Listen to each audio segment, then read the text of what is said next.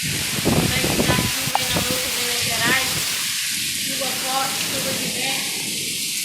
Mas é Deus que dá livramento para cada um de nós, né?